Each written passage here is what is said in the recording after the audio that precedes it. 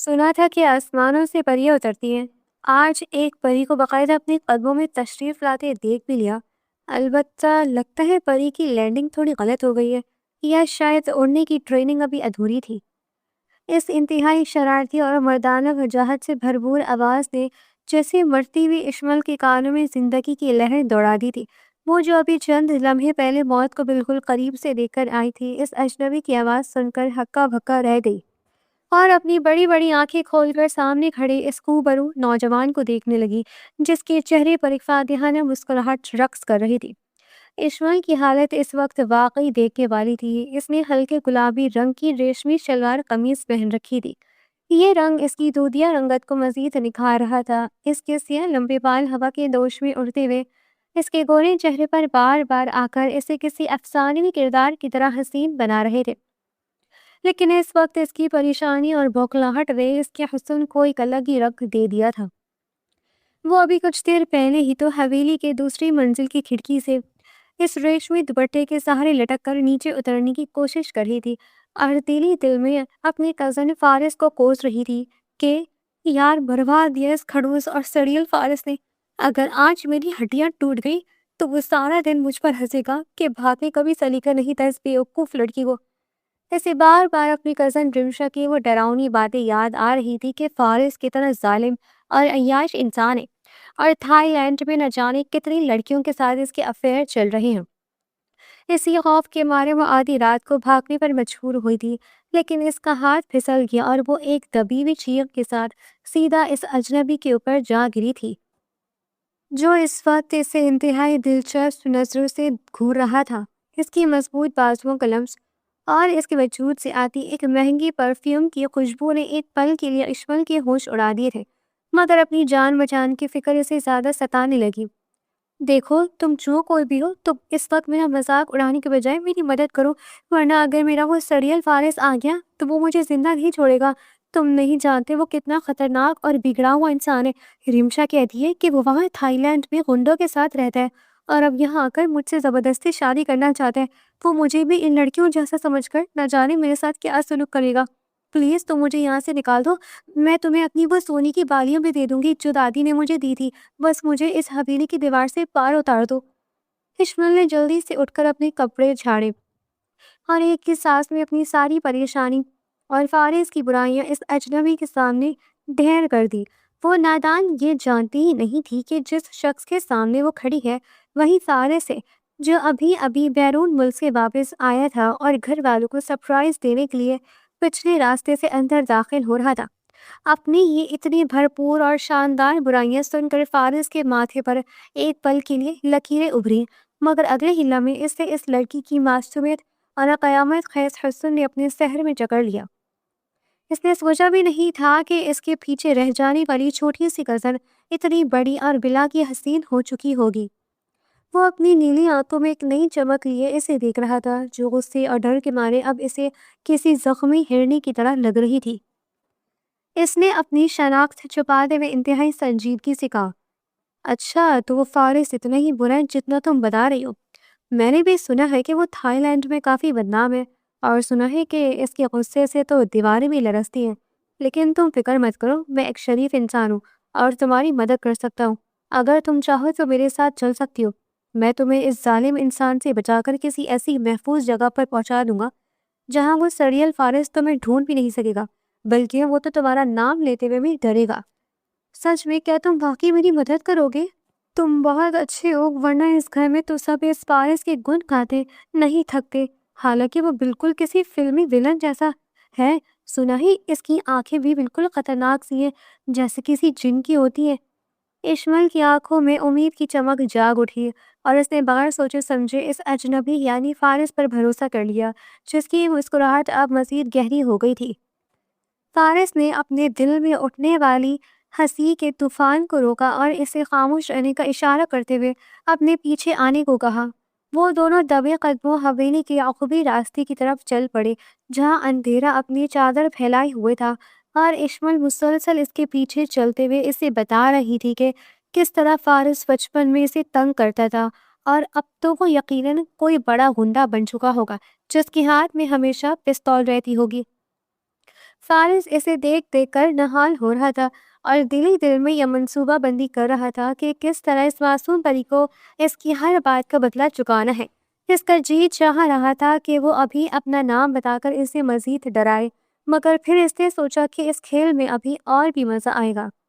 رات کی ٹھنڈی ہوائیں ان کے چہروں کو چھو رہی تھی اور اشمل کو لگ رہا تھا کہ وہ آزادی کی طرف بڑھ رہی ہے، لیکن وہ یہ نہیں جانتی تھی کہ وہ اپنی زندگی کے سب سے بڑے اور خوبصورت حصار میں خود ہی قدم رکھ رہی ہے۔ فارس کی مردانہ وجاہت اور اس کی پراسرار خاموشی اشمل کے دل میں ایک عجیب سا احساس پیدا کر رہی تھی، مگر اس وقت اس کا سارا دھیان صرف فرار ہونے پر تھا، اور یوں ان دونوں کا یہ پہلا روبرو سفر ایک ایسی موڑ کی طرف بڑھ رہا تھا جہاں سے واپسی کا کوئی راستہ نہیں تھا۔ اور فارس کے قدم اب حویلی سے باہر نہیں بلکہ حویلی کے ہی ایک ایسے کمرے کی طرف بڑھ رہے تھے جہاں اس نے اس مفرور پری کو قید کرنا تھا۔ اشمل کا سانس پھول رہا تھا مگر وہ اس مسیحا کے پیچھے پیچھے چلتی گئی۔ فارس اسے حویلی کے عقبی زینوں سے گزارتا ہوا دوسری منزل کے ایک انتہائی شاندار اور بڑے سے کمرے میں لے آیا جہاں اندھیرا تھا، مگر کھڑکی سے چھنتی ہوئی چاندنی میں کمرے کی نفاست اور وسعت کا اندازہ بخوبی ہو رہا تھا۔ تم فی الحال یہاں چھپ جاؤ، یہ اس حویلی کا سب سے محفوظ کمرہ ہے، یہاں وہ ظالم فارس تو کیا اس کا سایہ بھی نہیں آ سکتا، تم بس اندر سے دروازہ بند کر لینا اور جب تک میں نہ کہوں باہر مت نکلنا۔ فارس نے اپنی آواز کو انتہائی دھیما اور ہمدردانہ بناتے ہوئے کہا تو اشمل نے جلدی سے اس بات میں سر ہلایا، اور اس کی بیوقوفی پر فارس کو ایک بار پھر ہنسی آ گئی، مگر اس نے کمال ضبط سے کام لیا۔ تم واقعی فرشتہ ہو، اگر تم نہ ہوتے تو آج میرا کیا بنتا؟ میں یہاں بیٹھی ہوں، تم جا کر دیکھنا کہ فارس آیا تو نہیں۔ اشمل نے اسے پوری تسلی سے کہا اور فارس مسکراتا ہوا باہر نکل آیا اور دروازہ بند کر دیا۔ اسے یہ سوچ کر یہ بے حد مزہ آ رہا تھا کہ یہ نادان اور معصوم پری فارس سے بچنے کے لیے فارس کے ہی کمرے میں پناہ لے چکی ہے، اور اب وہ خود اس کے بچھائے ہوئے جال میں مکمل طور پر پھنس چکی ہے۔ حویلی کا نچلا حصہ اس وقت روشنیوں اور قہقہوں سے گونج رہا تھا، جہاں ایک طرف پھولوں کی سجاوٹ کی جا رہی تھی اور دوسری طرف لاؤنج کے بیچوں بیچ بیٹھے کزنز کا ہلا گلا عروج پر تھا۔ یہ حویلی 3 بھائیوں اور ایک بہن کا مشترکہ اور پیار بھرا آنگن تھا جہاں رشتوں کی جڑیں بہت گہری تھی۔ بیگم سلمہ جو اس گھر کی سب سے بڑی بہو اور فارس کی والدہ تھی، وہ خوشی سے نہال پورے گھر کا چکر لگا رہی تھی کیونکہ ان کا 27 سالہ وجیح اور اکلوتا بیٹا اتنے سالوں بعد آج رات تھائی لینڈ سے واپس آ رہا تھا۔ ڈھولک کے پاس بیٹھی نصرت جو پھپھو کی 22 سالہ چلبلی بیٹی، وہ بھی پوری جان لگا کر ڈھولک بجا رہی تھی، اور اس کے ساتھ ہی اس کا بڑا بھائی زارون کھڑا تھا جس کی چند ماہ قبل ہی مہنور سے شادی ہوئی تھی، اور یہ جوڑی پورے گھر کی جان تھی۔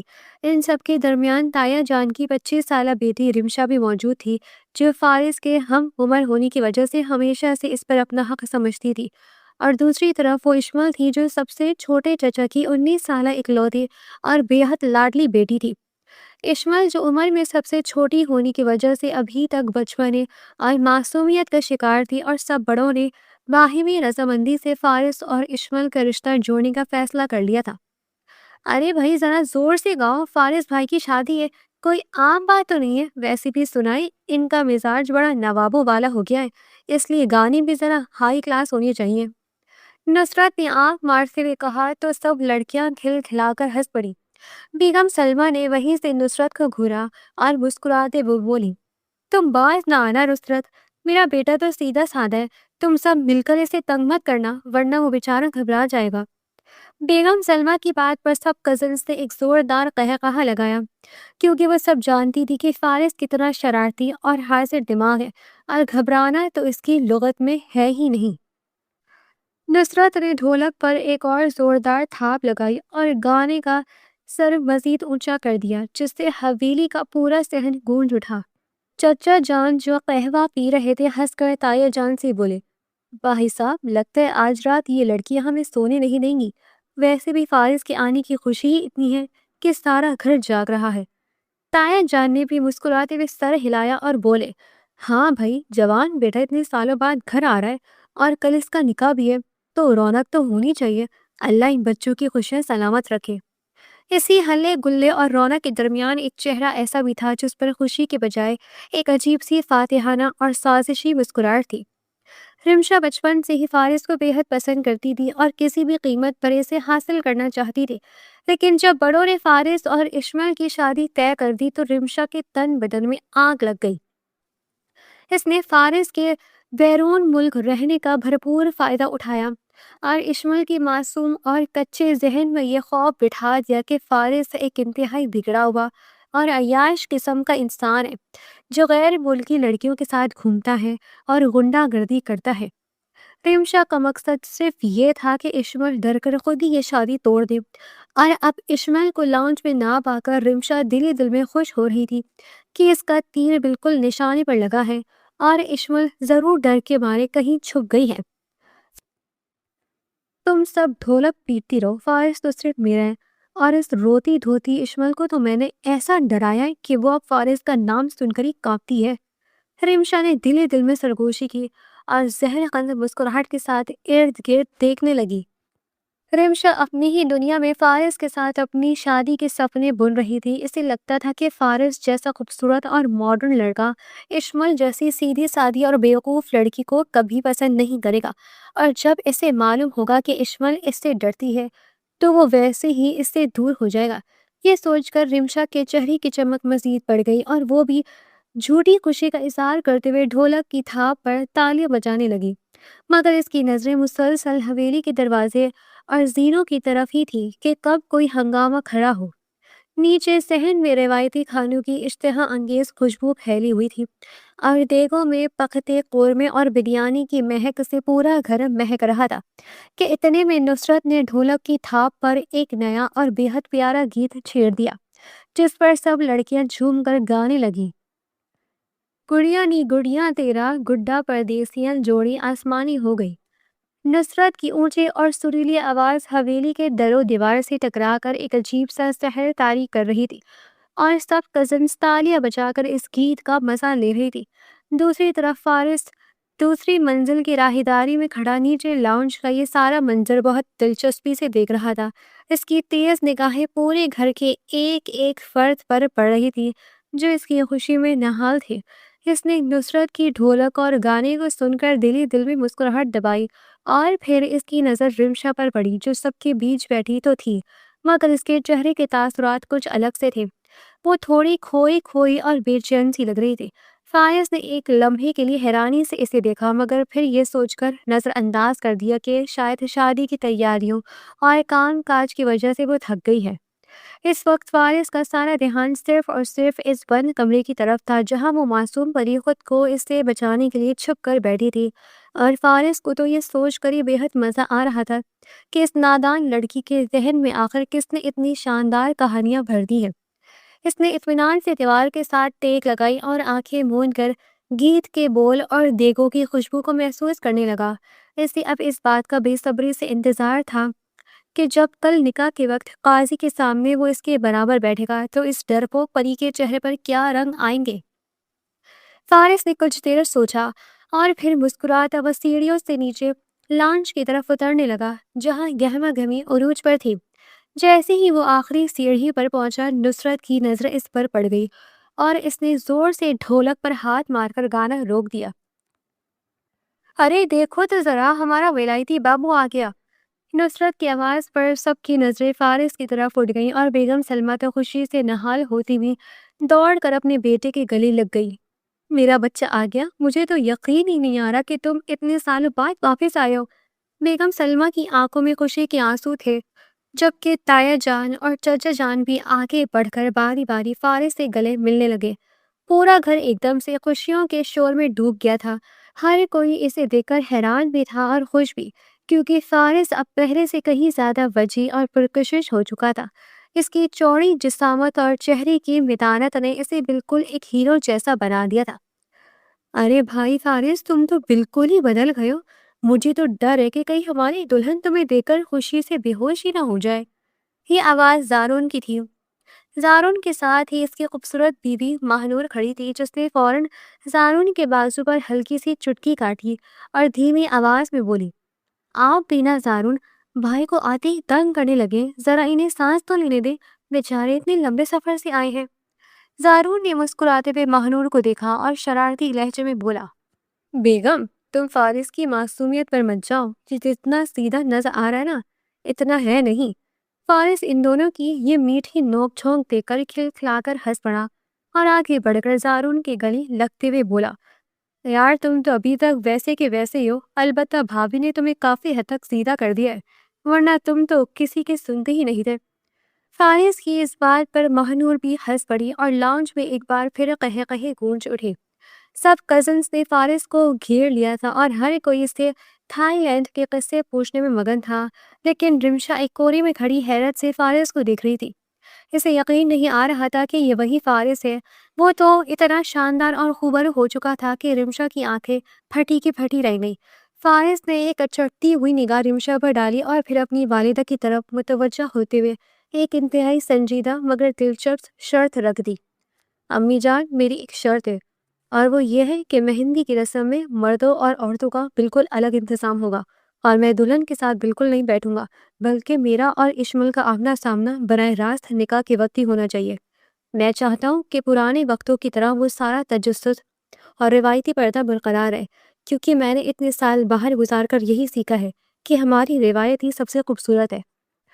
फारिस की इस गैर मुतवक्की और अजीब सी शर्त पर सब हैरान रह गए, लेकिन बेगम सलमा ने हंसते हुए इसकी बलाई ली और बोली, सदके जाऊं अपनी बेटी के, तो कितना समझदार हो गया। बिल्कुल ऐसा ही होगा। हम मेहंदी की रस्में अलग निपटा लेंगे और इश्मल को भी घूंघट में ही रखेंगे, ताकि तुम्हारा निकाह से पहले आमना सामना ना हो। फारिस दिली दिल में मुस्कुरा रहा था, क्योंकि इसका असल मकसद तो इस डरपोक परी को निकाह के दिन वो जोरदार झटका देना था जिसकी वो हकदार थी। और साथ ही इसे यह भी मालूम था कि इश्मल इस वक्त इसके कमरे में छुपी बैठी है, जिसे अब ढूंढ कर निकालना इन सब लड़कियों का काम था।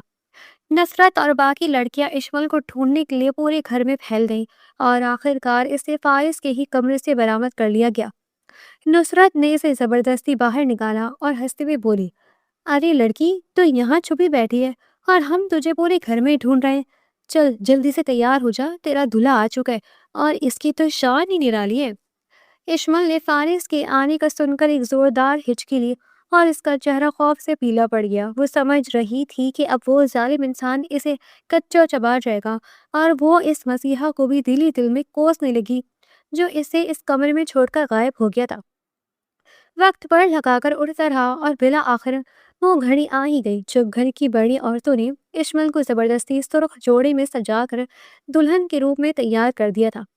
वो मुसलसल रो रही थी और इसकी बड़ी बड़ी आंखों में खौफ के साए नाच रहे थे। महानूर ने इसके आंसू साफ करते हुए बड़ी मोहब्बत से इसे समझाया, इश्मल तुम बिला वजह डर रही हो, फारिस भाई बहुत अच्छे हैं और नरम दिल इंसान है। लेकिन रिमशा जो पास ही खड़ी थी, इसने जहरखंद लहजे में कहा, महानूर तुम क्या जानो थाईलैंड के लड़के कैसे होते हैं। बेचारी इश्मल की तो किस्मत ही फूट गई है। रिमशा की इस बात पर महानूर ने इसे सख्ती से घूरा और नुसरत ने रिमशा को बाजू से पकड़कर पीछे धकेलते हुए कहा, तुम अपना भाषण अपने पास ही रखो और हमारी दुल्हन को डराना बंद करो। इश्मल का दिल इस वक्त जोर जोर से धड़क रहा था जब इसे सहारा देकर निकाह के स्टेज की तरफ लाया जा रहा था, जहां फूलों की सेज सजी थी और महकती हुई खुशबुओं के दरमियान सारा खानदान जमा था। मर्दों और औरतों के दरमियान हल्का सा पर्दा लगाया गया था, लेकिन दूल्हा और दुल्हन को दस्तखत करने के लिए एक ही स्टेज पर फासले से बिठाया गया था। इश्मल का सर शर्म और खौफ से झुका हुआ था और वो अपने भारी सुर्ख दुपट्टे को मुट्ठियों में भींचे हुए मुसलसल अल्लाह अल्लाह कर रही थी कि किसी तरह यहाँ से भागने का रास्ता मिल जाए। काजी साहब ने निकाह का खुतबा पढ़ना शुरू किया तो इश्मल की सांसें जैसे रुकने लगी और जब काजी साहब ने इससे इसकी रजामंदी पूछी तो इसकी हिचकियां बंध गई। नुसरत ने इसके कंधे को हिलाया और महानूर ने इसके कान में सरगोशी की, सब इंतजार कर रहे हैं।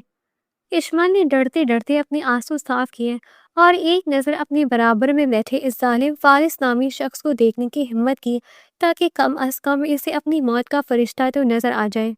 जैसे ही इश्माल ने डरते डरते अपनी आंखें उठाकर दूल्हे की तरफ देखा तो इसकी आंखें हैरत से पूरी की पूरी खुल गईं और इसकी सांसें वहीं की वहीं अटक गईं, क्योंकि इसके बराबर में कोई खतरनाक गुंडा या सरियल इंसान नहीं, बल्कि वही खूबरू और पुरकशिश मसीहा बैठा था।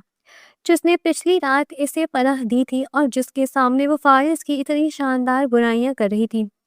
فارس جو شیروانی میں ملبوس کسی شہزادے سے کم نہیں لگ رہا تھا، اس نے اشمل کی اس حیرت زدہ اور ہکا بھکا شکل کو دیکھ کر اپنے ہونٹوں پر ایک انتہائی دلکش مسکراہٹ سجائی اور پھر سب کی نظروں سے بچتے ہوئے اس بیوقوف پری کو ایک شرارتی آنکھ مار دی۔ اشمل کو اس لمحے ایسا لگا جیسے اس کے پیروں تلے سے زمین نکل گئی ہو اور آسمان گھوم کر نیچے آ گیا ہو۔ اسے تب شدت سے اس بات کا احساس ہوا کہ وہ کتنی بڑی بیوقوفی کر چکی ہے، اور جس شخص سے وہ بھاگ رہی تھی اسی کی پناہ میں جا کر اسی کی برائیاں کرتی رہی تھی۔ قاضی صاحب نے جب رسم کے مطابق تیسری بار اس سے پوچھا تو اس نے مدہوشی اور شدید صدمے کی حالت میں بمشکل اسبات میں سر ہلا دیا، اور اس کے منہ سے نکلی ہوئی دھیمی سی ہاں کے ساتھ ہی وہ باقاعدہ فارس کی نگاہ میں آ گئی۔ سب لوگوں نے خوشی سے مبارکباد دینا شروع کر دی اور حویلی کا کونا کونا خوشیوں اور قہقہوں سے مہک اٹھا۔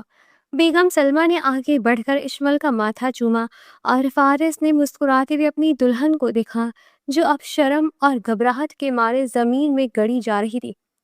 رسموں کے بعد نصرت اور مہنور اسے چھیڑتی ہوئی اور سہارا دیتی ہوئی دوسری منزل پر موجود اس کے کمرے کی طرف لے گئی۔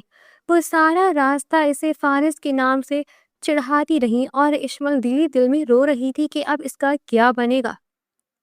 نکاح کی رات کمرے کو بے شمار سرخ گلابوں اور موتیوں کے پھولوں سے انتہائی خوبصورتی سے سجایا گیا تھا، اور دھیمی مدھم روشنی ایک سحر انگیز اور خوابناک منظر پیش کر رہی تھی۔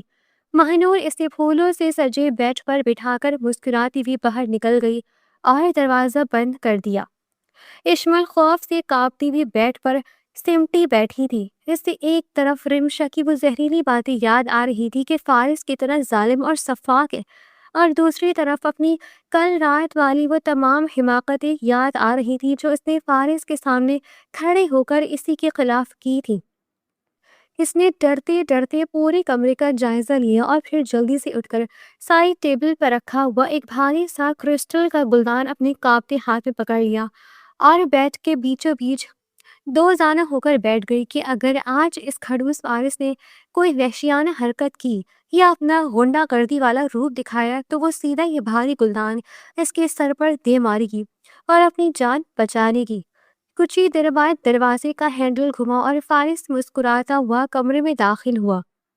اس نے سیاہ شیروانی پہن رکھی تھی اور وہ بلا کا حسین اور پرکشش لگ رہا تھا۔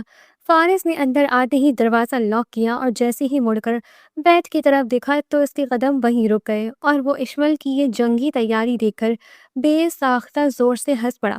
اشمل نے بھاری سرخ جوڑے اور زیورات میں لدے ہونے کے باوجود وہ گلدان پوری طاقت سے اپنے سینے کے ساتھ لگائے ہوا تھا، اور اس کی بڑی بڑی غلافی آنکھیں ڈر کے مارے مزید پھیل چکی تھی۔ فارس ہنستا ہوا آگے بڑھا اور اپنی شیروانی کے بٹن کھول کر اسے اتارا اور صوفے پر پھینک دیا۔ اشمل یہ دیکھ کر مزید گھبرا گئی اور گلدان کو ہوا میں لہراتے ہوئے غصے اور ڈر کے ملے جلے تاثرات کے ساتھ بولی، تم وہیں رک جاؤ اور مجھ سے دور آؤ، ورنہ میں سچ کہہ رہی ہوں میرے اندر چڑیل آ جاتی ہے اور پھر میں کسی کو نہیں چھوڑتی۔ تم نے مجھے بیوقوف بنایا، میں یہ گلدان سیدھا تمہارے سر پر مار دوں گی۔ مجھے پتا ہے، رمشا نے مجھے سب بتایا، تم ایک ظالم اور بگڑے ہوئے انسان ہو۔ فارس اس کی اس معصومانہ اور بچکانہ دھمکی پر مزید محفوظ ہوا، اور اس کا وہ شرارتی انداز اب ایک انتہائی دلکش اور دھیمے رومانس میں بدلنے لگا۔ وہ آہستہ آہستہ چلتا ہوا بیڈ کے بالکل قریب آ گیا اور اشمل کی آنکھوں میں دیکھتے ہوئے انتہائی پیار اور شرافت بھرے لہجے میں بولا، بیوقوف، ویسے وہ مجھے بنانے کی زیادہ ضرورت تو نہیں پڑی، اور اپنی بات پر خود ہی ہنس پڑا اور بے حد پاس آتے ہوئے بولا، اچھا تو میری خوبصورت سی پری کے اندر چڑیل بھی آ جاتی ہے؟ چلو تم ایسا کرو، میرے پاس آؤ، میں تمہیں بتاتا ہوں چڑیل نکالنے کا ایک بہت ہی زبردست فارمولا میرے پاس ایسا منتر ہے کہ تمہاری ساری چڑیلیں فوراً بھاگ جائیں گی۔ فارس کی اس بات پر اور اس کے اتنے قریب آنے پر اشمل کے دل کی دھڑکنیں جیسے بے قابو ہو گئی اور اس کا سانس اٹکنے لگا۔ اسے سمجھ نہیں آ رہا تھا کہ وہ کیا سوچے اور کیا کرے، کیونکہ یہ فارس تو اس فارس سے بالکل مختلف تھا جس کا خاکہ رمشا نے اس کے ذہن میں بنا رکھا تھا۔ وہ تو انتہائی نرم لہجے میں بات کر رہا تھا اور اس کی آنکھوں میں کوئی وحشت نہیں بلکہ ایک عجیب سی کشش اور محبت تھی۔ اشمل نے جھیپتے ہوئے اور اپنی گھبراہٹ کو چھپاتے ہوئے جلدی سے کہا، مجھے سب پتہ ہے، میں اتنی بھی بیوقوف نہیں ہوں۔ یہ کوئی چڑیل نکالنے کا فارمولا نہیں ہے، بلکہ اس سے تو جھوٹے جھوٹے جن اور چڑیلیں پیدا ہو جائیں گی۔ اشمل کی اس بے ساختہ اور معصوم بات پر فارس نے اپنا سر پیچھے پھینکا اور ایک زوردار قہقہہ لگایا، جس کی گونج سے کمرے کی خاموشی ٹوٹ گئی۔ اس کا ہنس ہنس کر برا حال ہو رہا تھا اور اشمل حیرت سے اسے دیکھ رہی تھی کہ اس کی بات میں ایسا کیا تھا جو یہ شخص اتنا ہنس رہا ہے۔ اسے تو اپنی بات بالکل ٹھیک لگ رہی تھی۔ فارس نے ہنستے ہنستے بیٹھ پر اشمل کے بالکل سامنے جگہ لی اور اس کے کانپتے ہوئے ہاتھوں سے وہ بھاری گلدان بہت نرمی سے چھین کر سائڈ ٹیبل پر واپس رکھ دیا۔ پھر اس نے اپنا وہ سارا شرارتی انداز چھوڑ کر انتہائی سنجیدہ اور نرم روپ اختیار کر لیا۔ اس نے اشمل کے ٹھنڈے پڑتے ہاتھوں کو اپنے گرم ہاتھوں میں لیا اور اس کی آنکھوں میں جھانکتے ہوئے بہت نرمی سے سمجھانا شروع کیا، اشمل، میری طرف دیکھو اور اپنی دل سے وہ سارا خوف نکال دو جو رمشا یا کسی اور نے تمہارے ذہن میں ڈالا ہے۔ میں کوئی غنڈہ یا ظالم انسان نہیں ہوں، اور نہ ہی میرا تھائی لینڈ میں کوئی ایسا ویسا چکر ہے، بلکہ میں تو وہاں صرف اپنی پڑھائی اور بزنس کے سلسلے میں تھا۔ تم کل رات مجھ سے ملی تھی، تم نے خود دیکھا کہ میں نے تمہارے ساتھ کوئی بدتمیزی نہیں کی تھی، میں تو خود تمہیں بچا کر اس کمرے میں لایا تھا۔ اشمل اس کی ان نرم اور سچی باتوں کو سن کر جیسے ہپنوٹائز ہو رہی تھی۔ اس کے اندر کا سارا ڈر اور سارا غصہ برف کی طرح پگھلنے لگا تھا اور وہ فارس کی آنکھوں میں سچائی تلاش کر رہی تھی جو اسے صاف نظر آ رہی تھی۔ فارس نے مسکراتے ہوئے اس کے ماتھے پر بکھری ہوئی لٹوں کو اس کے کان کے پیچھے عرصہ اور اس کی خوبصورتی کی تعریف کرتے ہوئے بولا، تم آج واقعی ایک حور لگ رہی ہو، اور میں تمہیں یقین دلاتا ہوں کہ تم میرے ساتھ بالکل محفوظ ہو۔ میں تمہارا شوہر ہوں اور ایک عزت دار انسان ہوں جو اپنی بیوی کی ہر خوشی کا خیال رکھے گا۔ یہ ان کے درمیان پہلا ہلکا مگر انتہائی دلکش لمحہ تھا جہاں آنکھوں ہی آنکھوں میں ایک نیا اعتبار جنم لے رہا تھا۔ فارس کے لمس اور اس کی باتوں کی سچائی نے اشمل کے دل پر ایک عجیب سا سکون طاری کر دیا تھا۔ اسے لگ رہا تھا کہ جیسے وہ کسی بہت ہی مضبوط اور محفوظ حصار میں آ گئی ہے۔ اس نے شرماتے ہوئے اپنی نظریں جھکا لی اور اس کے رخساروں پر حیا کی سرخی پھیل دی۔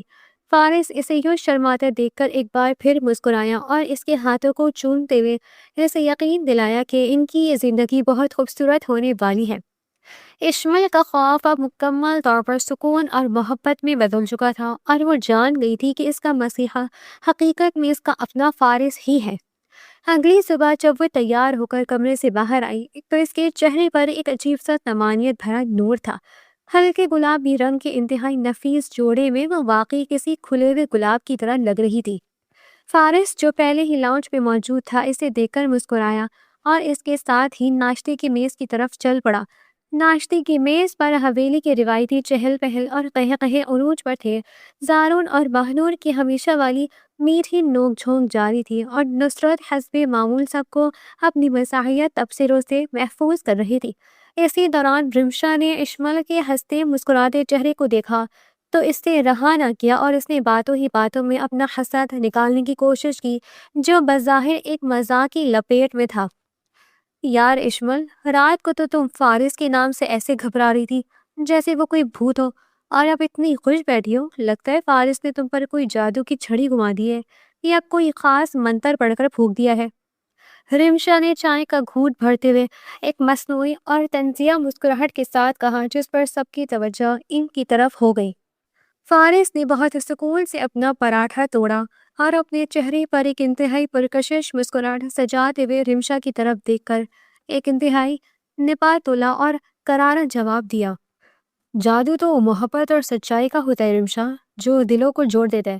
ویسے تمہیں بھی چاہیے کہ اپنے لیے کوئی اچھے سے تعویذ گنڈے کروا لو، کیا پتا تمہارا بھی کہیں نصیب کھل جائے اور کوئی تمہیں مل جائے تاکہ تمہارے چہرے پر بھی ایسی ہی خوشی آ سکے۔ فارس کی اس پرجستہ اور مزاحیہ طنزیہ بات پر نصرت اور زارون نے زوردار قہقہ لگایا اور ماہنور نے بھی اپنی مسکراہٹ دبائی۔ رمشا کا چہرہ ایک پل کے لیے شرمندگی اور ہلکی سی خفت سے سرخ ہوا مگر اس نے جلدی سے خود کو سنبھال لیا اور مصنوعی ہنسی ہنسنے لگی۔ رمشا کی اس اندرونی جلن اور حسد کی ایک بہت پرانی اور ٹھوس وجہ تھی جو فارس اور خاندان کے صرف چند بڑے ہی جانتے تھے اور اشمن اس سے بالکل بے خبر تھی۔ حقیقت تو یہ تھی کہ فارس کے تھائی لینڈ جانے سے پہلے بڑوں نے رمشا اور فارس کے رشتے کی بات چلائی تھی، مگر تب رمشا نے یہ کہہ کر صاف انکار کر دیا تھا کہ فارس کا کوئی خاص اسٹیٹس نہیں ہے اور وہ اس کے ساتھ اپنا مستقبل خراب نہیں کر سکتی تھی۔ مگر اب جب فارس ایک انتہائی مستحکم امیر اور پرکشش انسان بن کر لوٹا تھا تو رمشا کو اپنی اس پرانی ہٹ درمی پر شدید پچھتاوا تھا، اور وہ فارس کو اشمل کے ساتھ اتنا خوش دیکھ کر اندر ہی اندر کڑ رہی تھی، جو کہ فارس اچھی طرح بھاپ چکا تھا۔ دوپہر کے وقت سب لڑکیاں ولیمے کی تیاری کے لیے پارلر پہنچ گئیں، جہاں ایک الگ ہی ہلا گلا اور مستیاں چل رہی تھی۔ اشمل کو ولیمے کے لیے انتہائی خوبصورت اور بھاری کام والے لہنگے میں تیار کیا جا رہا تھا، جس پر چاندنی کے تاروں کا نفیس کام تھا اور وہ سچ میں کسی مغل شہزادی جیسی لگ رہی تھی۔ لڑکیاں تیار ہوتے ہوئے خوب ہنسی مذاق کر رہی تھی کہ مہنور نے اشمل کا چمکتا ہوا چہرہ اور اس کا بھاری لباس دیکھ کر شرارت سے کہا، میری جان، جتنا اترانا ہے اترا لو اور جتنے نخرے دکھانے دکھا لو۔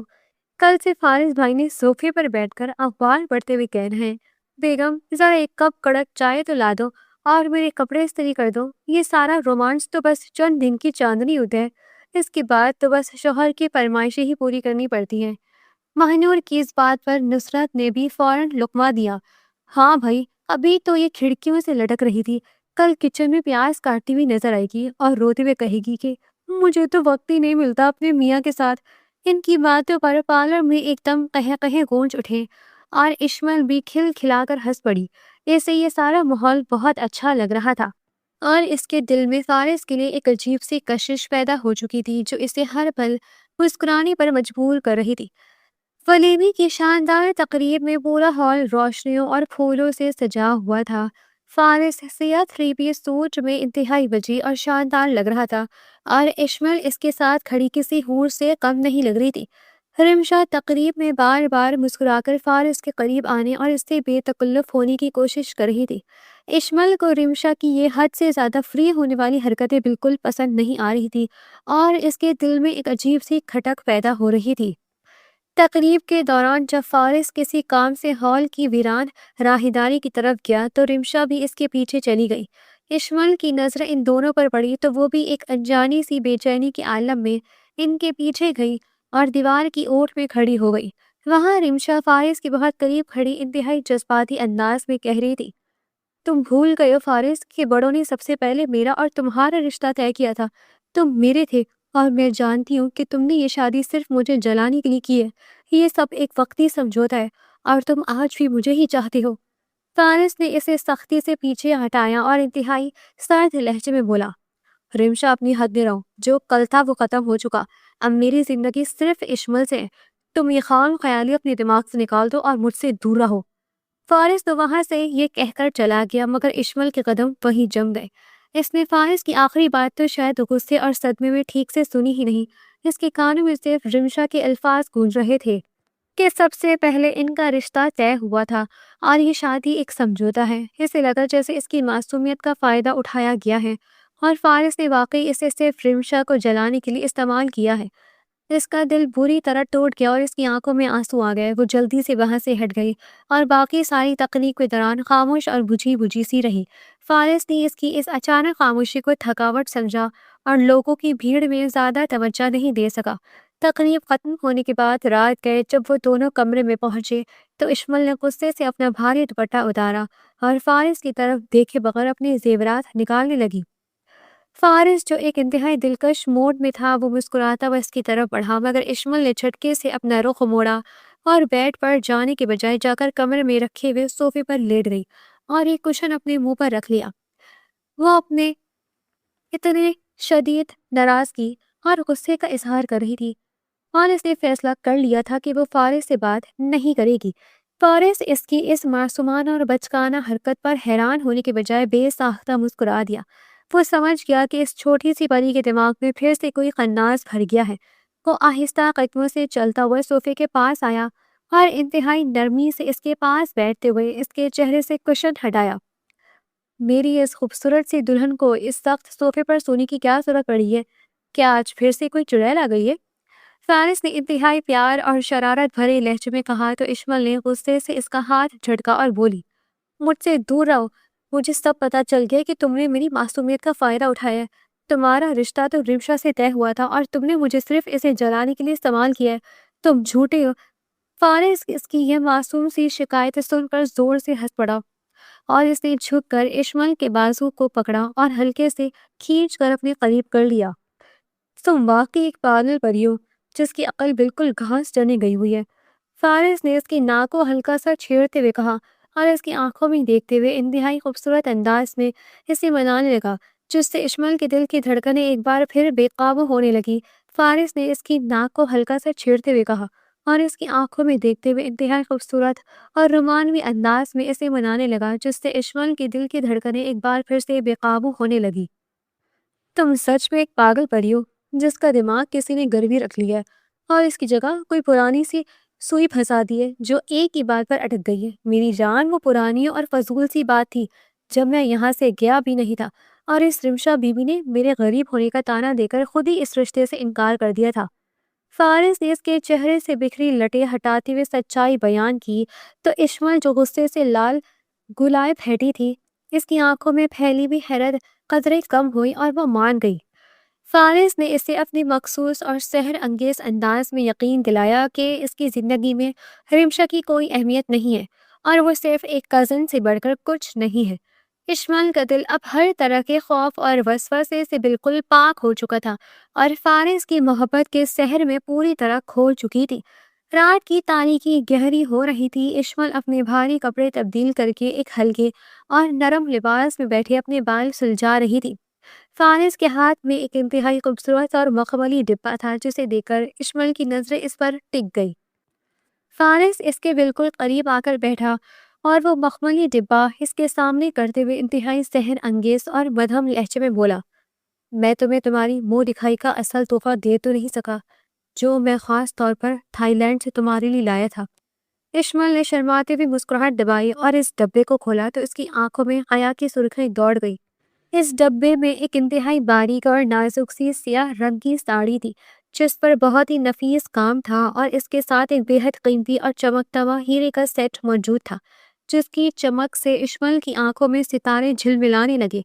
فارس نے اس کے چہرے کی خوشی کو دیکھ کر اس کا ہاتھ چوما اور بولا، میں چاہتا ہوں کہ آج میری یہ پری یہ ساڑی اور یہ زیور پہن کر میرے سامنے آئے، کیونکہ آج رات میں اپنی دلہن کو اس کے اصل اور سب سے خوبصورت روپ میں دیکھنا چاہتا ہوں، وہ روپ جو صرف اور صرف میرے لیے ہو اور جس پر کسی اور کی نظر نہ پڑ سکے۔ اشمل جو فارس کی اس فرمائش پر حیا سے سرخ ہو چکی تھی، اس نے نظریں جھکائی، اس بات میں سر ہلایا اور وہ ڈبہ لے کر واش روم کی طرف چلی گئی۔ کچھ دیر بعد جب واش روم کا دروازہ کھلا تو فارس جو صوفے پر بیٹھا بے صبری سے اس کا انتظار کر رہا تھا، اس کی سانسیں جیسے وہیں اٹک گئی۔ اشمل اس سیاہ رنگ کی انتہائی نازک اور بولڈ ساڑی میں بہت پرکشش اور خوبصورت لگ رہی تھی۔ ساڑی کا کپڑا اتنا نفیس اور باریک تھا کہ اس کی دودھیا رنگت اور اس کے وجود کا ہر حسن پوری طرح نمایاں ہو رہا تھا اور اس کے گلے میں چمکتا ہوا ہیرے کا ہار اس کی خوبصورتی کو کسی سحر کی طرح بڑھا رہا تھا۔ اس کے سیاہ لمبے بال اس کے کمر پر بکھرے ہوئے تھے، اس کے ہونٹ شرم و حیا سے ہلکے ہلکے کانپ رہے تھے۔ فارس اپنی جگہ سے اٹھا اور ایک مسحور کن کیفیت میں چلتا ہوا اس کے بالکل قریب آ گیا۔ اشمل کے دل کی دھڑکنیں اتنی تیز ہو چکی تھی کہ اسے لگ رہا تھا جیسے وہ ابھی بے ہوش ہو جائے گی۔ فارس نے اپنے دونوں ہاتھ اس کی نازک کمر کے گرد رکھے اور اسے ہلکے سے کھینچ کر اپنے چوڑے اور مضبوط سینے کے ساتھ لگا لیا۔ اس کی گرم سانسیں اشمل کے چہرے کو چھو رہی تھی اور اس کی آنکھوں میں ایک ایسی دیوانگی اور شدت تھی جو اشمل نے پہلے کبھی نہیں دیکھی تھی۔ تم نے تو آج واقعی مجھ پر جادو کر دیا اشمل، میں تو سوچ بھی نہیں سکتا تھا کہ میری بیوی اتنی قیامت خیز حد تک حسین ہو سکتی ہے کہ اسے دیکھ کر انسان اپنے سارے ہوش گنوا بیٹھے۔ فارس کی اس بے ساختہ اور دیوانہ وار تعریف پر اشمل نے شرما کر اپنا چہرہ اس کے سینے میں چھپانے کی کوشش کی، مگر فارس نے اسے ایسا نہیں کرنے دیا۔ فارس نے انتہائی پیار سے اس کی ٹھوری کو پکڑ کر اس کا چہرہ اوپر اٹھایا اور اس کی گہری آنکھوں میں جھانکتے ہوئے ایک انتہائی شرارتی اور دلکش مسکراہٹ کے ساتھ بولا، مجھے یاد ہے تم نے کہا تھا کہ چڑیل نکالنے کے فارمولے سے چھوٹے چھوٹے جن اور چڑیلیں پیدا ہو جائیں گی، تو میری جان، مجھے لگتا ہے کہ آج وہ وقت آ ہی گیا ہے جب ہمیں ان چھوٹے چھوٹے جنوں اور پریوں کو اس دنیا میں بلانے کی باقاعدہ تیاری شروع کر دینی چاہیے۔ فائز کی اس انتہائی بے باک اور رومانوی بات پر اشمل کا پورا وجود حیا کی شدت سے دہنے لگا، اور اس نے جلدی سے اپنے دونوں ہاتھ فارس کے سینے پر رکھ کر اسے پیچھے دھکیلنے کی ایک ناکام سی کوشش کی اور دھیمی آواز میں بولی، مجھے بہت شرم آ رہی ہے۔ مگر فارس کہاں رکنے والا تھا۔ اس نے اشمل کے دونوں ہاتھوں کو اپنے ایک ہاتھ میں قید کیا اور اسے مزید اپنے وجود میں بھیجتے ہوئے اس کے کان کے بالکل قریب جھک کر مدھم ترین اور نشیلے لہجے میں سرگوشی کی، جب بیوی اتنی قاتل لگ رہی ہو تو شوہر کا دور رہنا تو کسی صورت ممکن نہیں ہوتا۔ آج تو تمہیں میری محبت کی ہر شدت اور ہر دیوانگی کو برداشت کرنا ہی پڑے گا۔ اس کی اس سرگوشی نے اشمل کے اندر ایک عجیب سی سنسنی اور مٹھاس کھول دی تھی، اور اس کے دماغ کی ساری دیواریں فارس کی اس شدت بھری محبت کے سامنے ریت کی طرح گرنے لگی تھی۔ وہ جان چکی تھی کہ آج وہ اس مسحور کن حصار سے نہ تو نکل سکتی ہے اور نہ ہی نکلنا چاہتی ہے، کیونکہ وہ خود بھی اس محبت کی پیاسی تھی۔ فارس نے اس کی گردن پر اپنے ہونٹ رکھے تو اشمل کے منہ سے ایک دبی ہوئی سسکی نکل گئی، اور اس نے بھی ساختہ اپنی آنکھیں بند کر لی۔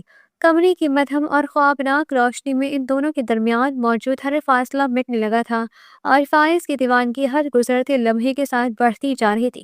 اس نے اشمل کو اپنی مضبوط باہوں میں اٹھا لیا اور دیوانہ وار اس کے چہرے، اس کی آنکھوں اور اس کے کانپتے ہوئے ہونٹوں پر اپنی محبت کی مہریں ثبت کرنے لگا۔ اشمل جو شروع میں جھجک محسوس کر رہی تھی، اب فارس کے اس بے پناہ پیار اور لمس کی شدت میں مکمل طور پر پگھل چکی تھی، اور اس نے بھی اپنے بازو فارس کی گردن کی گرد حمائل کر دیے تھے۔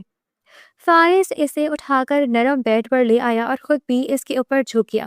ساڑی کا نازک پلو کب اس کے کندھے سے پھسل گیا اسے خبر ہی نہ ہوئی۔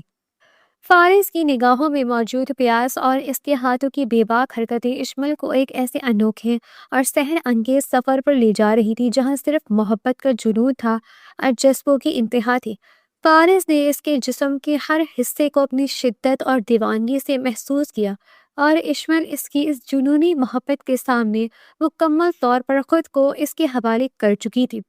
رات کے اس گہرے اور پرسکون پہر میں ان کے ملن کا یہ انتہائی خوبصورت اور شدید ملاپ ان کی محبت کو ایک ایسی تکمیل تک لے گیا جس نے اشمل کے دل سے ہر پرانا خوف، ہر وسوسہ اور ہر گھبراہٹ ہمیشہ کے لیے مٹا دی تھی۔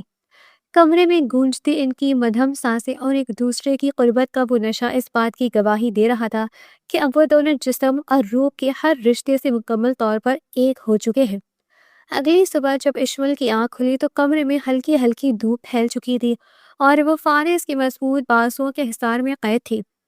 رات کی ان بے پناہ اور دیوانہ وار قربتوں کی یاد نے ایک بار پھر اس کے چہرے پر حیا کی لالی بکھیر دی تھی، اور وہ مسکراتے ہوئے فارس کے پرسکون چہرے کو دیکھنے لگی۔ فارس جو جاگ ہی رہا تھا، اس نے اچانک اشمل کو اپنی طرف کھینچا اور اس کے ماتھے پر بوسہ دیتے ہوئے بولا، صبح بخیر میری قاتل پری، رات کا وہ حسین خواب ابھی تک میری آنکھوں میں سجا ہوا ہے۔ اشمل نے شرما کر اپنا چہرہ اس کے سینے میں چھپا لیا، اور فارس کا سینہ اس کے دلکش قہقہے سے گونج اٹھا۔ انہوں نے فیصلہ کیا کہ اب یہ سارا وقت وہ ایک دوسرے کے ساتھ ہنسی خوشی گزاریں گے، اور اسی خوشی کو منانے کے لیے پورے خاندان نے شمالی علاقہ جات کی طرف ایک شاندار فیملی ٹرپ پر جانے کا پروگرام بنا لیا تھا۔ اشمل اس ٹرپ کو لے کر بے حد پرجوش تھی، اور وہ جانتی تھی کہ اب فارس کے ساتھ اس کا رشتہ اتنا مضبوط ہو چکا ہے کہ کوئی بھی چیز ان کے درمیان نہیں آ سکتی۔ حویلی میں ہر طرف سفر کی تیاریاں چل رہی تھی، اور سب کزنز خوشی سے پاگل ہو رہے تھے کہ اب وہاں جا کر خوب ہلا گلا اور مستیاں ہوں گی۔ صبح کا وقت تھا اور حویلی میں ایک عجیب سی گہما گہمی اور شور غل برپا تھا، کیونکہ آج پورا خاندان شمالی علاقہ جات کی طرف اپنے طویل اور شاندار ٹرپ پر روانہ ہو رہا تھا۔ لاؤنج میں سامان کے ڈھیر لگے تھے، اور بیگم سلمہ سب کو جلدی جلدی ناشتہ کرنے اور اپنا سامان چیک کرنے کی تاکید کر رہی تھی۔ دوسری طرف لاؤنج کے ایک کونے میں زارون اور ماہنور کے درمیان صبح سویرے ہی ایک ہلکی پھلکی سی اور بے حد مزاحیہ ناراضگی چل رہی تھی۔ ماہنور منہ پھلائے صوفے پر بیٹھی تھی، اور زارون اس کے گرد چکر کاٹتے ہوئے اسے منانے کی ناکام کوششیں کر رہا تھا۔ یار ماہنور، اب مان میں جاؤ، میں نے جان بوجھ کر تو تمہارا وہ پسندیدہ سوٹ استری کرتے ہوئے نہیں جلایا تھا۔ مجھے کیا پتا تھا کہ وہ ریشمی سوٹ اتنی جلدی استری سے چپک جائے گا۔ زارون نے اپنے کان پکڑتے ہوئے انتہائی معصومیت سے کہا تو نصرت چھپا سی کھڑی اپنا بیگ بند کر رہی تھی۔ وہ زور سے ہنس پڑی۔ ارے زارون بھائی، آپ بھی کمال کرتے ہیں، بھابھی کا سب سے مہنگا اور نیا جوڑا چلا دیا اور اب اتنے معصوم بن رہے۔ بھابھی آپ بالکل مت ماننا ان سے، کہیں کہ واپسی پر آپ کو اس سے بھی مہنگا جوڑا لے کر دے۔ مہنور نے نصرت کی بات پر الفاظ میں سر ہلایا اور زارون کو گھورتے ہوئے بولی، بالکل نصرت، تم نے صحیح کہا، ان کو تو کوئی کام دھیان سے کرنا ہی نہیں آتا، میں ان سے بات ہی نہیں کروں گی، یہ ہمیشہ ایسے ہی کرتے ہیں۔ زارون نے فوراً گھٹنوں کے بل بیٹھ کر انتہائی ڈرامائی اور فلمی انداز میں کہا، میری ظالم حسینہ، اگر تم نے مجھ سے بات نہ کی تو میں تو ان اونچے پہاڑوں سے کود کر جان دے دوں گا، پھر تم روتی رہنا کہ ہائے میرا ہینڈسم شوہر چلا گیا۔ اس کی اس ڈرامائی اور مزاحیہ بات پر فارس اور اشمل، جو ابھی ابھی سیڑھیاں اتر کر نیچے آئے تھے، وہ بھی کھل کھلا کر ہنس پڑے۔ فارس نے زارون کے کندھے پر ہاتھ مارتے ہوئے کہا، یار زارون، تو واقعی ایک بہترین اداکار ہے، تجھے تو فلموں میں ہونا چاہیے تھا، لیکن بھابھی میں آپ کو گارنٹی دیتا ہوں کہ یہ آپ کو نیا سوٹ لے کر دے گا، ورنہ ہم سب اس کا بائیکاٹ کر دیں گے۔ اشمل نے بھی مسکراتے ہوئے آگے بڑھ کر ماہنور کا ہاتھ پکڑا اور اسے پیار سے مناتے ہوئے بولی، ہاں بھابھی اب معاف کر دے، دیکھیں بیچارے کتنے شرمندہ ہیں اور کان پکڑ کر بیٹھے، ویسے بھی ٹرپ کا مزہ تو تبھی آئے گا جب ہم سب خوش ہوں گے۔ مہنور کی ناراضگی ان سب کی باتوں اور زارون کی کیوٹ سی حرکتوں پر آخر کار ختم ہی ہو گئی اور وہ مسکرا دی، جس پر زارون نے جلدی سے اٹھ کر سکھ کا سانس لیا۔ سب لوگ ہنسی خوشی بڑی کوسٹرز میں سوار ہو کر اپنی منزل کی طرف روانہ ہو گئے۔ راستہ بہت خوبصورت تھا اور سارا وقت کزنز کی چھیڑ چھاڑ، گانوں اور ہلے گلے میں گزرا۔ البتہ رمشا ایک سیٹ پر تنہا اور خاموشی سے بیٹھی کھڑکی باہر دیکھ رہی تھی، مگر اس کی نظریں بار بار فارس اور اشمل کی طرف اٹھ رہی تھی، جو ایک دوسرے کے ساتھ بیٹھے انتہائی خوشگوار موڈ میں باتیں کر رہے تھے اور ایک دوسرے کی پرواہ کر رہے تھے۔ رمشا کے دل میں ابھی بھی حسد کی چنگاریاں سے لگ رہی تھی، مگر وہ ظاہر نہیں کر رہی تھی اور اندر ہی اندر کڑ رہی تھی۔ طویل اور خوبصورت سفر کے بعد وہ سب مری انتھیا گلی کے دل فریب پہاڑوں کے درمیان بنے ایک انتہائی شاندار اور پرتعیش ریزورٹ میں پہنچ گئے۔ سرد ہوائیں چاروں طرف پھیلی، ہریالی اور بادلوں کے ٹکرے دل کو موہ لینے والے تھے۔ تایا جان نے سب کو اکٹھا کیا اور کمروں کی تقسیم کا اعلان کیا۔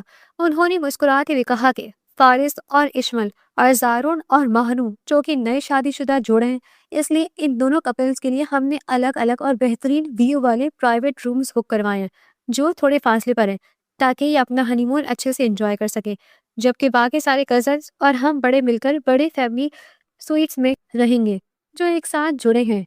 یہ سن کر کزنز نے خوب شور مچایا اور نصرت نے مہنور اور اشمل کو چھیڑا کہ لو بھائی، تم لوگوں کی تو موجیں ہو گئی، اب ہمیں بھول نہ جانا اور ہمارے ساتھ بھی وقت گزار لینا۔ فارس نے ہنستے ہوئے اشمل کا ہاتھ پکڑا اور وہ دونوں اپنے کمرے کی طرف چلے گئے، جو باقی ایک خوابناک منظر پیش کر رہا تھا، جس کی بڑی سی بالکنی سے سیدھا پہاڑوں اور بادلوں کا نظارہ ہوتا تھا۔ دوپہر کے کھانے کے بعد سب لوگ ریزورٹ کے قریب ہی ایک خوبصورت اور گھنے جنگل والے ٹریک پر چل قدمی کرنے کے لیے نکل گئے۔ موسم بےحد دل فریب تھا اور ہلکی ہلکی دھند چھانے لگی تھی۔ سب کزنز آگے پیچھے چلتے ہوئے تصویریں بنا رہے تھے اور ہنسی مذاق کر رہے تھے۔ رمشا سب سے تھوڑا الگ تھلگ ایک اونچے اور پرانے سے درخت کے نیچے کھڑی سیلفی لینے میں مصروف تھی، اور اسے بالکل اندازہ نہیں تھا کہ پچھلے دنوں کی بارش اور لینڈ سلائڈنگ کی وجہ سے اس درخت کی ایک بہت بڑی بھاری شاخ کمزور ہو چکی ہے اور بالکل اس کے سر کے اوپر سے ٹوٹنے والی ہے۔ اشمل، جو فارس کے ساتھ چل رہی تھی، اس کی نظر اچانک اس شاخ پر پڑی، جو ایک خطرناک آواز کے ساتھ نیچے کی طرف گرنے لگی تھی۔ رمشا نے اپنے کانوں میں ایئر پوڈز لگائے رکھے تھے اور وہ اس آواز سے اور اپنے سر پر منڈلاتے خطرے سے بالکل بے خبر تھی۔ اس سے پہلے کہ وہ بھاری شاخ رمشا کے سر پر گرتی اور کوئی بہت بڑا اور جان لیوا حادثہ ہو جاتا، اشمل نے اپنی جان کی پرواہ کیے بغیر بجلی کی تیزی سے چھلانگ لگائی اور رمشا کو پوری طاقت سے دھکا دے کر دوسری طرف گھاس پر گرا دیا۔ وہ شاخ ایک زوردار دھماکے سے بالکل اسی جگہ گری جہاں چند سیکنڈ پہلے رمشا کھڑی تھی۔ رمشا تو بال بال بچ گئی، مگر اشمل کا پاؤں ایک بڑے پتھر سے ٹکرایا اور وہ برے طریقے سے مڑ گیا، جس سے اس کی منہ سے ایک تکلیف دہ چیخ نکل گئی اور وہ وہیں زمین پر گر پڑی۔ یہ سب اتنی جلدی اور اچانک ہوا کہ ایک لمحے کے لیے تو کسی کو سمجھ ہی نہیں آیا، مگر جب سب نے اشمل کو زمین پر گرے اور درد سے کرہاتے ہوئے دیکھا تو سب لوگ بھاگ کر اس کی طرف آئے۔ فارس کا تو جیسے دل ہی دھڑکنا بھول گیا تھا۔ وہ دیوانے وار بھاگتا ہوا اشمل کے پاس پہنچا اور اس کا سر اپنے زانوں پر رکھ کر گھبراہٹ سے اس کا چہرہ تھپتھپانے لگا۔ رمشا جو دور گھاس پر گری ہوئی تھی وہ صدمے اور حیرت سے پھٹی ہوئی آنکھوں کے ساتھ اشمل کو دیکھ رہی تھی۔ اسے یقین نہیں آ رہا تھا کہ جس لڑکی سے وہ حسد کرتی ہے اور جس کے ذہن میں فارس کے خلاف اتنا کچھ بھر کے اس کا گھر برباد کرنے کی کوشش کی تھی، اسی لڑکی نے آج اپنی جان خطرے میں ڈال کر اس کی جان بچائی تھی۔ رمشا کے اندر ایک زلزلہ سا آ گیا اور اس کا ضمیر اسے بری طرح ملامت کرنے لگا۔ وہ دل ہی دل میں شدید شرمندہ ہونے لگی اور اس کی آنکھوں میں ندامت اور پچھتاوے کے آنسو آ گئے جو اس کے سارے حسد کو بہا کر لے گئے۔ فارس نے جلدی سے اشمل کو اپنی مضبوط باہوں میں اٹھا لیا اور اسے لے کر تیزی سے ریزورٹ کی طرف بھاگا۔ ریزورٹ کے ڈاکٹر کو فوراً بلایا گیا جس نے تفصیلی معائنہ کرنے کے بعد بتایا کہ شکر ہے کوئی ہڈی نہیں ٹوٹی، بس پاؤں میں شدید موچ آئی ہے اور پٹھوں میں کھچاؤ ہے جس کی وجہ سے درد ہے اور چند دن آرام کرنا پڑے گا۔ سب کی جان میں جان آئی اور بڑے اشمل کا ماتھا چوم کر اسے دعائیں دینے لگے، جبکہ رمشا دور کھڑی رو رہی تھی اور ندامت کے مارے اشمل کے پاس جانے کی ہمت نہیں کر پا رہی تھی۔ شام کا وقت ہو چکا تھا اور سب لوگ اپنے اپنے کمروں میں چلے گئے تھے تاکہ اشمل سکون سے آرام کر سکے۔ پہاڑوں پر رات کی تاریکی اور سردی بڑھنے لگی تھی اور ان کے پرائیویٹ کمرے میں ایک بہت ہی سحر انگیز اور رومانوی ماحول بن چکا تھا۔ کمرے میں ہیٹر چل رہا تھا اور ہلکی پیلے رنگ کی مدھم سی روشنی پھیلی ہوئی تھی جو ماحول کو مزید خوابناک بنا رہی تھی۔ اشمل نرم بیڈ پر لیٹی ہوئی تھی اور فارس اس کے پاس بیٹھا ایک انتہائی خاص اور خوشبودار تیل سے اس کے سوجھے ہوئے پاؤں اور ٹخنے کا بہت نرمی سے مساج کر رہا تھا۔ اس کی آنکھوں میں اشمل کے لیے بے پناہ محبت اور فکر صاف نظر آ رہی تھی۔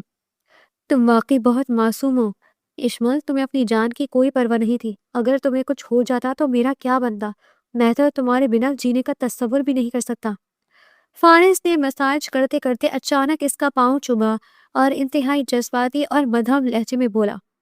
اشمل نے درد کے باوجود مسکراتے ہوئے اپنا ہاتھ بڑھا کر فارس کے گھنے بالوں میں انگلیاں پھیری اور دھیمے لہجے میں بولی، میں بالکل ٹھیک ہوں فارس، مجھے کچھ نہیں ہوا، اور ویسے بھی مجھے تو جو ٹھیک لگا میں نے وہ کیا، تم پریشان مت ہو۔ فارس اس کی اس معصومیت اور صاف دلی پر مزید فدا ہو گیا اور اس نے تیل کی شیشی سائڈ ٹیبل پر رکھ کر اپنے ہاتھ ٹشو سے صاف کیے اور اشمل کے بالکل قریب آ کر اس پر جھک گیا۔ باہر چلتی ہوئی ٹھنڈی ہوائیں کمرے کی شیشوں سے ٹکرا رہی تھی مگر کمرے کے اندر محبت کی ایک عجیب سی گرمی اور شدت محسوس ہو رہی تھی جس نے سردی کے ہر احساس کو ختم کر دیا تھا۔ فارس نے انتہائی نرمی سے اشمل کو اپنے بازوؤں کے حصار میں لیا اور اسے احتیاط سے اپنے چوڑے سینے کے ساتھ لگا لیا تاکہ اس کے پاؤں پر ذرا سا بھی زور نہ پڑے۔ تم جانتی ہو کہ آج جب میں نے تمہیں گرتے ہوئے دیکھا تو مجھے لگا جیسے میری سانسیں ہی رک گئی ہیں۔ تم میری زندگی کی سب سے قیمتی چیز ہو اور میں تمہیں کسی بھی قیمت پر کھونا نہیں چاہتا۔ فارس کی یہ گہری سرگوشی اشمل کے کانوں میں امرت گھول رہی تھی اور اس کے وجود میں ایک سنسنی سی دوڑ گئی۔ اس نے اپنے بازو فارس کی گردن کے گرد حمائل کر دیا اور حیا سے اپنا چہرہ اس کی گردن میں چھپا لیا۔ فارس کا لمس بہت ہی نازک مگر دیوانگی سے بھرپور تھا۔ وہ اس کی تکلیف کو سمجھتے ہوئے بہت ہی دھیمے اور پرسکون انداز میں اپنی محبت کا اظہار کر رہا تھا۔ اس نے اشمل کے ماتھے، اس کی آنکھوں اور اس کے کانپتے ہوئے ہونٹوں پر اپنی محبت کی دیوانہ وار مہریں ثبوت کی۔ اشمل درد کے باوجود فارس کی اس دیوانگی اور پیار میں مکمل طور پر کھو چکی تھی اور اسے لگ رہا تھا کہ یہ دنیا کی سب سے خوبصورت اور محفوظ جگہ ہے۔ فارس کی مساج نے جہاں اس کے جسم کے درد کو کم کیا تھا وہیں اس کی بے پناہ محبت نے اشمل کی روح تک کو ایک انوکھا اور سحر انگیز سکون بخش دیا تھا۔ اگلے دن کی صبح نتھیا گلی کی ان وادیوں میں ایک نیا اور ایک انتہائی شفاف سویرا لے کر طلوع ہوئی تھی جہاں دھند کے بادل ریزورٹ کی بالکنیوں کو چھو کر گزر رہے تھے۔ اشمل کے پاؤں کا درد فارس کی رات بھر کی توجہ اور اس خاص مساج کی بدولت کافی حد تک کم ہو چکا تھا اور اب وہ ہلکا سا سہارا لے کر چلنے کے قابل ہو گئی تھی۔ فارس اسے اپنی باہوں کے مضبوط حصار میں تھامے ریزورٹ کے اس بڑے اور کھلے لان میں لے آیا جہاں دوپہر کے سائے ڈھلنے کے بعد شام کی خنکی بڑھ رہی تھی اور خاندان کے تمام افراد نے مل کر ایک شاندار باربیکیو کا پروگرام ترتیب دیا۔ ایک طرف بڑی انگیٹھیوں پر کوئلے دہکائے جا رہے تھے اور تایا جان اور چچا جان ٹکوں کی خوشبو سے پورے ماحول کو مہکا رہے تھے، جبکہ دوسری طرف لان کے بالکل درمیان میں لڑکیوں کا ایک بڑا سا الاؤ روشن کیا گیا تھا جس کے گرد سارے کزنس ایک گول دائرے میں بیٹھے تھے اور ان کی ہنسی مذاق کی آوازیں وادی کے سکوت کو توڑ رہی تھی۔ آج ان سب نے مل کر ٹروتھ اور ڈیئر کھیلنے کا فیصلہ کیا تھا تاکہ اس ٹرپ کی آخری شام کو یادگار بنا جا سکے۔ نصرت نے ایک خالی بوتل کو دائرے کے بیچ میں گھمایا جو تیزی سے گھومتی ہوئی آخر کار زارون اور ماہنور کی طرف آ کر رک گئی۔ نصرت نے فوراً ایک شرارتی قہقہہ لگایا اور تالیاں بجاتے ہوئے بولی، لو بھائی زارون بھائی، اب آپ کی باری ہے اور میری طرف سے آپ کو یہ ڈیر ہے کہ آپ نے کل جو بھابھی کا سب سے مہنگا اور ریشمی سوٹ استری کرتے ہوئے جلایا تھا، اس کے بدلے میں آج سب کے سامنے کوئی ایسا کام کرے کہ بھابھی خوش ہو جائے، ورنہ آپ کو اس سردی میں ٹھنڈے پانی کا ایک گلاس اپنے سر پر ڈالنا پڑے گا۔ زارون نے منہ بناتے ہوئے نصرت کو گھورا اور پھر اپنی جگہ سے اٹھ کر انتہائی فلمی انداز میں ماہنور کے سامنے گھٹنوں کے بل بیٹھ گیا۔ ماہنور جو ہنسی دبانے کی کوشش کر رہی تھی، اس نے حیرت سے زارون کو دیکھا۔ زارون نے اپنی جیکٹ کے اندرونی حصے سے ایک انتہائی خوبصورت اور چمکتا ہوا پیکج نکالا اور اسے ماہنور کی طرف بڑھاتے ہوئے انتہائی پیارے انداز میں بولا، میری ظالم مگر حسین بیگم، میں مانتا ہوں کہ مجھ سے وہ سوٹ جل گیا تھا، مگر تمہارا یہ گنہگار شوہر کل شام کو ہی مال روڈ کی خاک چھان کر تمہارے لیے اس سے بھی زیادہ مہنگا اور خوبصورت جوڑا لے آیا تھا۔ اب جلدی سے اسے قبول کر لو ورنہ نصرت مجھے اس سردی میں نمونیا کروا دے گی۔ زارون کی اس کیوٹ اور ڈرامائی حرکت پر سارے کزنس نے زوردار تالیاں بجائیں اور ماہنور نے خوشی اور حیرت سے وہ تحفہ پکڑتے ہوئے زارون کو معاف کر دیا، جس سے ماحول میں ایک بے حد خوبصورت اور قہقہوں بھرا رنگ گھل گیا اور سب اس جوڑی کی محبت پر مسکرانے لگے۔ کھیل کا سلسلہ یوں نہیں چلتا رہا اور قہقہے گونجتے رہے کہ اگلی بار جب بوتل گھمی تو اس کا سرا رمشا کی طرف آ کر رک گیا۔ رمشا جو کل کی بات سے کافی خاموش اور گمسم سی تھی، اس نے ایک گہری سانس لیا اور بغیر کسی کے پوچھے خود ہی اپنی جگہ سے کھڑی ہو گئی اور انتہائی سنجیدہ اور دھیمے لہجے میں بولی، میں ٹروتھ چنوں گی اور میں چاہتی ہوں کہ آج سب میری بات سنیں۔ اس کی آواز میں ایک عجیب سی لرزش اور نمی تھی جس نے بڑوں کی توجہ بھی اپنی طرف کھینچ لی اور طاہر جان اور بیگم سلمہ بھی انگیٹھی کے پاس سے اٹھ کر ان کے قریب آ گئے۔ رمشا نے نم آنکھوں کے ساتھ اشمل اور فارس کی طرف دیکھا اور اس کا لہجہ ندامت سے چور تھا۔ میں جانتی ہوں کہ میں نے پچھلے کچھ عرصے میں بہت غلطیاں کی ہیں اور حسد کی آنکھ میں اندھی ہو کر میں نے اشمل کے معصوم ذہن میں فارس کے خلاف زہر بھرا اور ان دونوں کے رشتے کو توڑنے کی ہر ممکن اور کوشش کی، کیونکہ میں اپنی اس پرانی اور کھوکھلی ضد کو ہارنا نہیں چاہتی تھی۔ مگر کل جب موت میرے سر پر کھڑی تھی اور جس لڑکی کو میں نے سب سے زیادہ دکھ دیا تھا، اس نے اپنی جان پر کھیل کر مجھے بچا لیا، تو میری آنکھوں سے وہ سارا پردہ ہٹ گیا۔ مجھے احساس ہو گیا ہے کہ محبت چھیننے اور سازشوں سے ناب نہیں ہے اور اشمل واقعی فارس کے لیے سب سے بہترین اور سچی جیون ساتھی ہے۔ میں آج سب کے سامنے اپنے کیے پر شرمندہ ہوں اور اپنے دل سے ہر بغض نکال کر اشمل اور فارس سے معافی مانگتی ہوں۔ رمشا کے ان سچے اور دل سے نکلے ہوئے الفاظ نے وہاں موجود ہر شخص کی آنکھ کو نم کر دیا اور وہ جو ایک کھچاؤ سا تھا وہ ایک دم سے ٹوٹ گیا۔ ریشمل نے مسکراتے ہوئے اپنی جگہ سے اٹھنے کی کوشش کی تو فارس نے اسے سہارا دے کر کھڑا کیا اور ریشمل نے آنکھیں بڑھ کر رمشا کو گلے لگا لیا اور انتہائی نرمی سے بولی، رمشا تم میری بہن ہو اور بہنوں کے درمیان کوئی گلہ نہیں رہتا۔